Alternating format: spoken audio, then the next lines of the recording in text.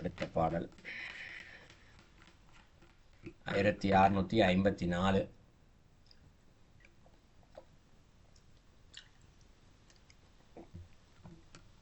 நாடும் உறவும் கலந்து எங்கள் நந்தியை. நாடும் உறவும் அப்படிங்கிறார். நாடும் உறவுன்னா என்ன? ஒருவர் இன்னொருத்தரை பழகும்போது அது நாடுதல் இல்லையா? ஒருத்தர் தேடி போகிறாருன்னா நாடுதல். அதில் இருக்கக்கூடிய உறவு என்ன மாதிரி இருக்கும்? ஒருத்தருக்கும் ஒரு மாதிரி இருக்கும். அம்மா பையன்கிட்ட போகும்போது ஒரு மாதிரியான உறவு இருக்கும், பையன் அம்மா கிட்ட போகும்போது ஒரு உறவு இருக்கும், நண்பர்கள் சந்திக்கும் போது ஒரு உறவு இருக்கும் இல்லையா? வேற்றார்கள் சம்மந்தமில்லாத 2 பேர் பஸ்ஸில் போகும்போது சந்திக்கக்கூடிய உறவு ஒரு மாதிரி இருக்கும், இல்லை அலுவலகத்தில் மேனேஜர், இப்படி உலகம் ஃபுல்லாக சந்திக்கக்கூடிய பலவிதமான உறவுகள் இருக்குது. இதெல்லாமே இந்த இடத்துல நாடும் உறவும் கலந்து எங்கள் நந்தியை அப்படிங்கிற. அப்போ என்ன பொருள் இந்த இடத்துல அப்படின்னா என்ன? அந்த பாடல் அருளுடைய இறுதி பாடல். எப்பயுமே எந்த தலைப்பாக இருந்தாலும் இறுதி பாடல் ரொம்ப ஆழ்ந்த கருத்துக்களை வச்சுருப்பார். மொத்த பாட்டுடைய சேர்த்து கருத்தை ஒரே பாடலை வச்சுருப்பார்.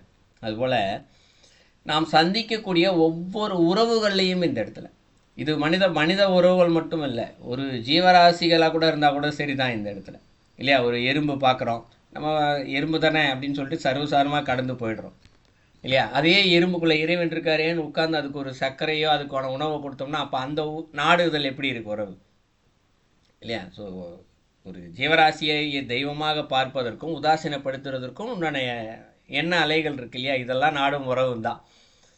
நம்ம எப்படி அந்த உறவை பார்க்குறோமோ அதன்படியே கலந்து எங்கள் நந்தியை அப்படிங்கிறாரு. நந்தினா யாரு? நம்ம சொல்லியிருக்கிறனே, இறைவன் தான் குருநாதராக அங்கே நிற்பார்.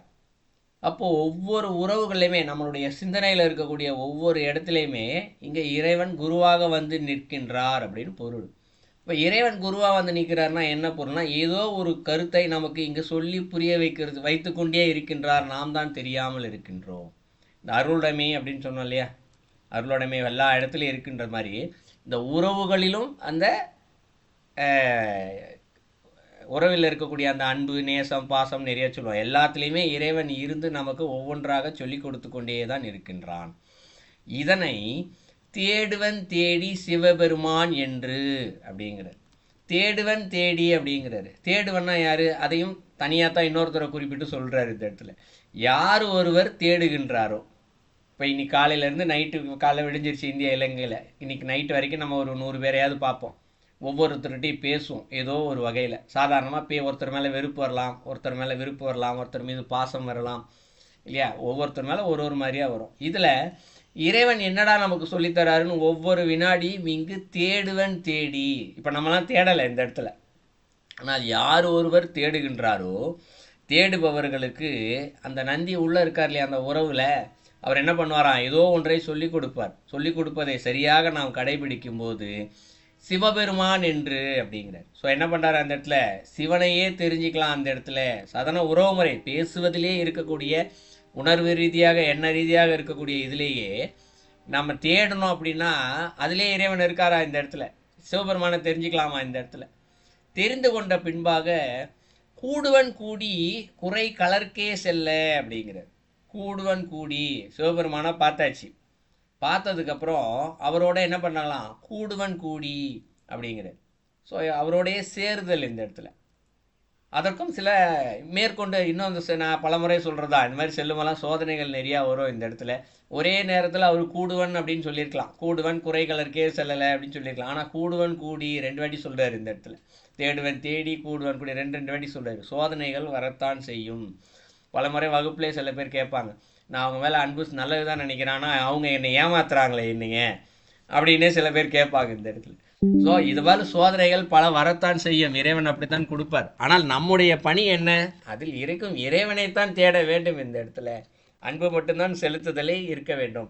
அவங்க நமக்கு நம்மோடு பழகுபவர்கள் தர்மம் இல்லாமல் இருக்கலாம், ஆனால் நாம் இந்த இடத்துல தர்மத்தோடு இருக்க வேண்டும் என்ற ஒற்றை இலக்காக வைத்து கொண்டு இந்த பாடலில் சொல்லப்பட்டபடி தேடுவன் தேடி அப்படின்னா நிச்சயமாக அந்த இறைவனை பார்க்கலாம். அவரோடு கூடுவன் கூடி, கூடிட்டு என்ன ஆகுது? குறை கலர்க்கே செல்ல அப்படிங்கிற. குறைனா மிகவும் பேரழகு வாய்ந்த அப்படின்னு பொருள், கலல்னா திருவடி. ஸோ அவருடைய திருவடிக்கே நாம் இந்த இடத்துல செல்லலாம். இந்த இடத்துல சென்ற பின்பாக வீடும் அளவும் விடுகின்ற இலேனே அப்படிங்கிறார். வீடும் அளவும். அப்படி வீடுனா என்ன இந்த இடத்துல? வீடு பேர். வீடு பேர்னா என்ன இந்த இடத்துல? ஒன்று விடுதலை என்று எடுத்துக்கலாம், இல்லை இறைவனோட இரண்டரை கலத்தல் அப்படின்னு எடுத்துக்கலாம். அளவும்னா காலம். காலம்னா என்ன? இந்த அளவும்னு சொல்கிறார் இல்லையா, காலம். காலம்னா எதை குறிக்கும் இந்த இடத்துல? இறைவனோட இரண்டரை கலப்பதற்கு இன்றைக்கும் நடக்கலாம், நாளைக்கும் நடக்கலாம், 5 வருஷம் கழித்து நடக்கலாம், 20 வருஷம் கழித்து கூட நடக்கலாம், தெரியலாம். அதுதான் இந்த இடத்துல அளவும். நமக்கு எது வரைக்கும் இறைவன் வச்சிருக்கிறான்னு தெரியாது. அந்த காலம் வரைக்கும் விடுகின்ற இலேனே அப்படிங்கிறாரு. அப்படின்னா என்ன பொருள்னா, அவருடைய திருவடியை பிடிச்சாச்சு இல்லையா, அதை விட்டு விட மாட்டேன். அப்படி இலேனே அப்படிங்கிறாரு. அவருடைய திருவடியை எப்படியும் விடாமல் பிடிச்சிக்கணும் அப்படின்றத சொல்கிறார் இந்த இடத்துல.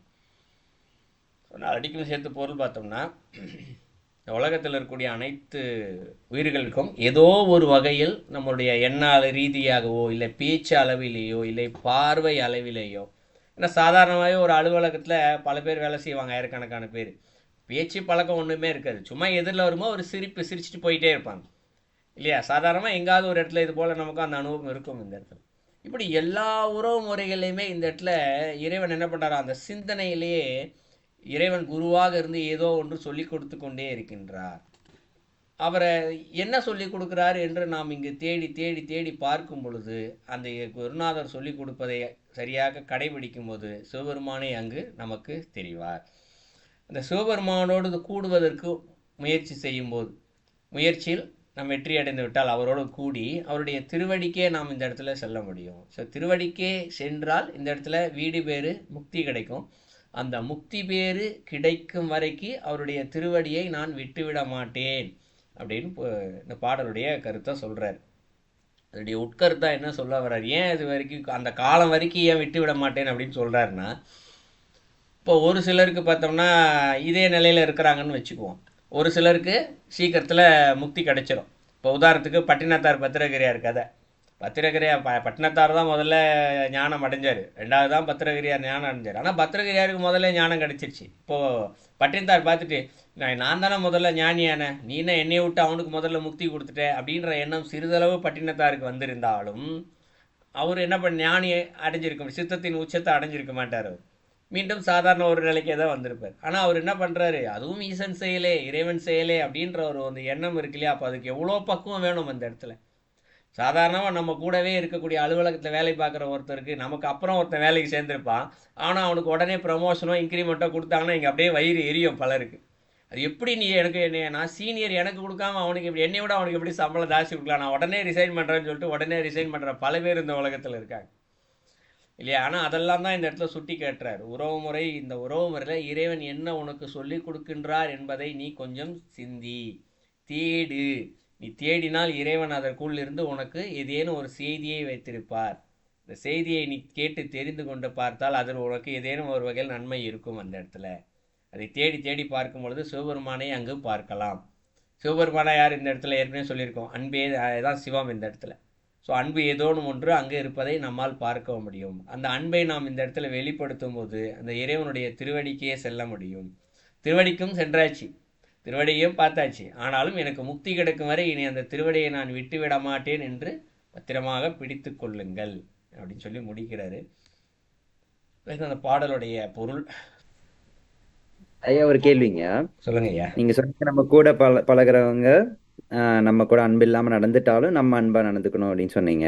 இப்போ நம்ம வேலை செய்யற இடத்துலயே ஒருத்தங்க நம்ம கூட வேலை செய்யறவங்க திருடுறாங்க, இல்ல அந்த மாதிரி தர்மத்துல இருந்து மாறி நடக்கிறாங்கன்னா, அப்ப அன்போட அவங்களை எப்படி நல்ல வழிப்படுத்துறது, அந்த மாதிரி எப்படி பண்றதுங்க? கூட இருக்கவங்களே தப்பே பண்றாங்கன்னு தெரியுது, அப்ப நம்ம அதை கையாளுறதுங்க.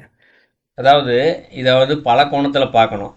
ஆனால் இந்த இடத்துல முதல்ல உண்மையாக இருக்கிறது தர்மம் என்ன சொல்லுதுன்னு தான் இந்த இடத்துல பார்க்கணும். முதல்ல அவங்க செய்கின்ற செயல் ஒரு மனிதனுக்கோ இல்லை அந்த அலுவலகத்திற்கோ இல்லை மற்றவர்களுக்கோ பாதிப்பு ஏற்படுகின்றதா, இதை ஒரு கோணத்தில் பார்க்கணும் இந்த இடத்துல. சரிங்களா? இரண்டாவது, அவர் திருடுறாரு, அவர் தனக்காக திருடுகின்றாரா இல்லை ஆசைக்காக திருடுகின்றாரா, பொருளை நிறையா சேர்த்துக்கணும் அப்படின்றதுக்காக திருடுறாரா, இல்லை அடுத்தவர்களை பழிவாங்க வேண்டும் என்று திருடுகின்றாரா. என்ன இப்படி திருடுதெல்லாம் பல கோணம் இருக்குல்ல. இதை திருடிட்டோன்னா அவனுக்கு வேலை போயிடும் அப்படின்னு ஒரு பழி வாங்குறதுல திருடுறவனும் இருக்கான். இதை எடுத்துகிட்டு போனால் எனக்கு உபயோகப்படும், நான் விற்று நிறையா இன்னும் கொஞ்சம் சுகமாக இருப்பேன்றவனும் திருடுறான். தன்னுடைய தேவைக்கு திருடுறவனும் இருப்பான் இந்த இடத்துல. அதனால் இந்த இடத்துல அடுத்தவர்களுக்கு பாதிப்பு வருதா இல்லையான்னு பார்க்கணும். ஸோ பாதிப்பு வந்துச்சு அப்படின்னா என்ன பண்ணணும்? முதல் பாதிப்பு எங்கே நமக்கு மேலாக இருக்கக்கூடிய அதிகாரிகள்கிட்ட யார்ட்டையோ இந்த மாதிரி ஒரு நிகழ்வு நடக்குது பார்த்துக்கோங்க அப்படின்னு சொல்கிற ஒரு கடமையும் நம்மிடம் இங்கு இருக்கின்றது. இது ஒன்று. இரண்டாவது, நமக்கு பாதிப்பு வருகின்றதா அப்படின்னு பார்த்துட்டு நம்ம முடிஞ்ச அளவுக்கு என்ன பண்ணணும்? இந்த இடத்துல விலகி நிற்றல் என்பது தான் முக்கியமானது இந்த இடத்துல. ஏன்னா இறைவன் இந்த இடத்துல என்ன இவருடைய உறவு முறையில் இறைவன் என்னடா சொல்லி கொடுக்குறாரு அப்படின்னா, அவனை பார்த்து நீ கற்றுக்கோ, அவன் ஒரு தப்பு பண்ணுறான், அதன் விளைவாக அவனை பாவம் பற்றும், அப்போ நீ இந்த செயலை என்றைக்காவது ஒரு நாளைக்கு உனக்கும் உள்ள தோணும், நீ செய்யாமல் பார்த்துக்கோ. இப்படி பல செய்திகள் இதுக்குள்ளே இறைவன் சொல்லி கொடுக்குறாருல இந்த இடத்துல. ஏன்னா ஒரு பொருள் என்றால் என்ன? நம்மை பொறுத்த வரைக்கும் பொருள், அது பணமாக இருக்கட்டும், ஃபோனாக இருக்கட்டும், இல்லையா, லேப்டாப் இருக்கட்டும், எந்த ஒரு பணமாக பார்க்கக்கூடிய ஒரு பொருள் எதாக வேணா இருக்கட்டும், நம்மை கண்ணுக்கு பொறுத்த வரைக்கும் அது பொருள். ஆனால் இறைவனுடைய பார்வையில் அந்த பொருள் என்பது ஒரு பாவம். இந்த இடத்துல பணமாக இருக்கட்டும், தங்கமாகவே இருக்கட்டும், இந்த இடத்துல ஏன் பாவம் அப்படின்னா, நான் ஏற்கனவே அதுக்கு உபநிஷத்தில் கதைகள்லாம் கூட பல முறை சொல்லியிருக்கேன். இந்த இடத்துல அந்த பொருளை எப்பொழுது அவர் பொருளை மட்டும் திருடவில்லை, அந்த பொருளோடு சேர்ந்த பாவத்தையும் அவர் திருடத்தான் செய்கின்றார் இந்த இடத்துல. சரிங்களா? அப்போ அது இன்னொருத்தருடைய பாவத்தை தான் அவர் ஏற்றுக்கிறார் அந்த இடத்துல. அதனால் இதுலேருந்து நாம் கற்றுக்கொள்ள வேண்டியது, பாவம் செய்கிறாரு, நம்ம பாவம் செய்யாமல் பார்த்துக்கணும். அப்போ இந்த ஒரு விஷயத்தை கற்றுக்கிட்டாலே போதும், அதை நம்ம கடைபிடிக்க ஆரம்பித்தாலே போதும் இந்த இடத்துல. இப்படி ஒவ்வொரு இடத்திலும் இருந்து ஒவ்வொன்றை நாம் கற்றுக்கொள்ளலாம். பட் நேரடியாக பதில் பார்த்தா விலகிருத்தல் உத்தமம். அவர் திருப்பி செய்யாமல் இருக்கிறதுக்கு என்ன செய்யணுமோ அதை தான் நம்ம செய்ய முடியும் இந்த இடத்துல. நன்றிங்க. நல்லது. ஏன்னா வழக்கமாக என்ன தோணும் தெரியுங்களா மனுஷனுக்கு இந்த இடத்துல, அலுவலகத்தில் நேராக போய் முதல்ல தன்னுடைய மேனேஜர்கிட்ட போய் போட்டு கொடுக்கறது, அவனை திருடிட்டான், அவனை வேலையை விட்டு தூக்கும். முதல்ல நம்மளுடைய சிந்தனை இயற்கையாகவே மனிதனுடைய சிந்தனை, அப்பா திருடிட்டான், அவனை போய் சொல்லிட்டான்னா நமக்கு நல்ல பேர் கிடச்சிரும், அவனை வேலையை விட்டு தூக்கிடுவாங்க, நமக்கு ஒரு பேர் கிடச்சிரும். இந்த இடத்துல இவன் தான் அவனை பார்த்து சொல்லி கொடுத்தாங்க தான் கம்பெனி, அவன் திருடான் என்பதை இவன் தான் காட்டி கொடுத்தான். அப்போ அவனை 4 பேர் பெருமையாக பார்ப்பாங்க, அவனுக்கு ஒரு பெருமையாக இருக்கும் இல்லையா? பட் இது தவறான எண்ணம் தான். அந்த பெருமை அவனுக்கு என்ன பலனை கொடுக்க போகுது? ஒரு பலனையும் கொடுக்காது. மாட்டிக்கிட்டவன் சபிச்சுட்டு தான் போவான், போட்டு கொடுத்துட்டானடா இப்படி அப்படின்னு சொல்லி இல்லையா? ஸோ அதனால் சொல்ல வேண்டும் என்பது ஒன்று இந்த இடத்துல. ஆனால் நமக்கு என்ன இருக்கணும்? நான் தான் சொன்னேன் அப்படின்ற எண்ணம் இல்லாமல் இருக்கணும். இயற்கையாக அப்படி தானே இருக்கும். அவனை சொல்லி கொடுத்துட்டாரு, வேலையை விட்டு தூக்கிட்டாங்க, அதுக்கப்புறம் 4 பேர்கிட்ட போய் சொல்லி காமிப்பார், நான் தான் சொன்னேன் அவன் திருடிட்டான்றதை, அதனால் அவனை வேலையை விட்டு தூக்கிட்டாங்க, நான் இல்லைன்னா இந்நேரம் அவன் திருடிக்கிட்டே இருந்திருப்பான். இப்படி எண்ணங்கள்லாம் இருக்குல்லையா? இந்த எண்ணங்கள் இல்லாமல் பார்த்துக்கொள்ள. ஐயா ஒரு கேள்வி இருக்குங்க. சொல்லுங்க ஐயா. ஐயா இப்போ நம்ம மார்க்கம் கர்ம யோகத்துல ஞானம் இல்ல யோகம் அப்படின்னு நம்மளுக்கு தோணுதுன்னா, இப்போ ஞானம்னு தான் நம்மளுக்கு தோணுதுன்னா, மற்ற வழிமுறை இப்போ யோகம் அப்புறம் சரியை அதெல்லாம் எவ்வளோ, அதையும் பண்ணணுங்களா, இல்லை அது எந்த அளவுக்கு பண்ணணுங்க? இதை நம்மளே தேடி பார்த்து செய்யணும்னு அவசியம் இல்லை. இது நமக்கு 5வது தந்திரத்தில் அந்த தலைப்பில் இருக்குது. இந்த இடத்துல 5வது தலைப்பு ஃபுல்லாகவே பார்த்தீங்கன்னா வரும், சரியே, கிரியை, யோகம், ஞானம்னு ஒரு 4 தலைப்பு இருக்கும். ஸோ நீங்கள் சொல்கிறது தான் இந்த இடத்துல பக்தி மார்க்கம், கர்மயோகம், யோக மார்க்கம், ஞான மார்க்கம், 4மே 100% எந்த இடத்துல எதுவுமே இல்லை. சரியையில் கிரியை உண்டு, கிரியையில் சரியை உண்டு. நீங்கள் பக்தி மார்க்கம் எடுத்துக்கொண்டாலும் அதில் கர்மயோகம் இருக்கும். கர்ம மார்க்கத்தை கடைபிடிக்கிறேன் என்றாலும் அதில் கொஞ்சம் பக்தி இருக்கும், யோகமும் இருக்கும், ஞானமும் இருக்கும். ஞான மார்க்கம்னு எடுத்துக்கிட்டாலும் அதில் கொஞ்சம் கர்மயோகம் இருக்கும், யோகமும் இருக்கும், பக்தி. ஸோ ஒன்றுக்கொன்று இந்த இடத்துல சதவீதம் மாறும். இப்போ நான் பக்தி மார்க்கத்தில் செல்கின்றேன் அப்படின்னா ஒரு 70% பக்தி மார்க்கம்னு வச்சுக்குவோம், மீதி இருக்க 3 மார்க்கம் சேர்ந்து ஒரு 10% இருக்கும். அதே போல் ஞான மார்க்கம்னு சொன்னாலும் அதுபோல் சதவீதம் தான் இருக்கும். அதனால் ஒன்றுக்கொன்று கலந்து தான் இருக்குது இந்த இடத்துல. தனிப்பட்டு இது மட்டும்தான் நான் கடைபிடிப்பேன் என்று எதுவுமே கிடையாது. எப்பொழுது அந்த பக்தியில் 100% அடைகின்றாரோ அப்போ அவர் ஞானி, முற்று பெற்ற ஞானி ஆகிடுறார், விடுதலை அடைஞ்சிடுறாரு. சரிங்களா? அதனால் நாம் இப்போ நான் கர்மயோகத்தில் தான் இருக்கேன் அப்படின்னா, ஏன்னா கர்மயோகத்தில் தான் எல்லோரும் இருக்கோம் இப்போ மேக்ஸிமம். கர்மயோகத்தில் பக்தியும் செய்கிறோம் இந்த இடத்துல, யோகமும் செய்கிறோம் இந்த இடத்துல, ஞானமும் இருக்குது கொஞ்சம். எப்படி இருக்கும் அப்படின்னு பார்த்தா, வாழ்க்கையில் வேலைக்கு போகிறோம், வீட்டை பார்த்துக்குறோம், இதெல்லாம் கர்மயோகம். காலை எழுந்திரிச்சு கொஞ்சம் நேரமாவது பக்தி செலுத்துகிறோம்ல, சாமிக்கு இதை செய்யணும் அப்படின்னு நினச்சி ஒரு பூ பறித்து வாங்கிட்டு வரோம், ஊதுவத்தி எடுத்துகிட்டு வரோம், விளக்கேற்றிட்டு வரோம், இதெல்லாம் செய்கிறதெல்லாம் பக்தி மார்க்கத்தில் வச்சுக்குவோம். இதெல்லாத்தையும் செஞ்சு முடிச்சதுக்கப்புறம் கண்ணை மூடி ஒரு நிமிஷமாக எல்லோரும் பிரார்த்தனை பண்ணுறாங்களா, அது யோக மார்க்கம் தானே இந்த இடத்துல. கண்ணை மூடி பிரார்த்தனை செய்தல் இந்த இடத்துல யோகம் தான் இந்த இடத்துல. ஏன்னா அசையாமல் நிற்கிறோம், ஒரு நிமிஷம் மனதை ஒருநிலைப்பட்டு இறைவனோடு சரணடைந்து நிற்கிறோம். இது யோக மார்க்கத்துக்கு வந்துடும் இந்த இடத்துல. ஞான மார்க்கம் என்ன சொல்லுது இந்த இடத்துல? கண்ணால் இன்னும் இறைவனை பார்க்கல, அவர் நம்மக்கிட்ட எதுவுமே சொல்லலை. கரெக்டாக? இறைவனை வீட்டில் சாமி படம் வச்சு கோயிலுக்கு போனால் கூட சரி, அந்த இறைவனை இன்னும் கண்ணால் பார்க்கல, அவர் நம்மக்கிட்ட எதுவுமே சொல்லலை.